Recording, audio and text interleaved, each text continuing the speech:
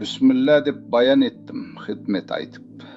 Şәкірттерге дүр мен гауһар шаштым міне.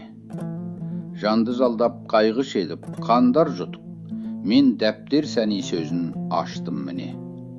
Сөзді айттым кімдерге де етсе талап, ашық сөйлеп жақын, жанды жанға балап.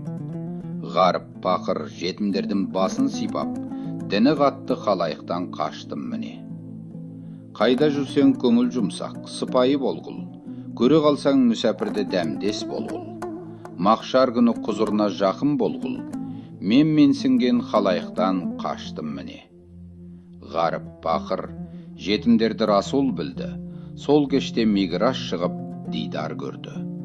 Қайтып түсіп ғарып пақыр халім білді, ғаріптердің жайын ұғып келдім міне.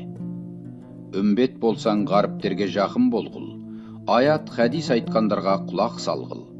Ырзық берсе тағдырға қанағат қылғыл, қанағат қылып сауық шарабын іштім міне.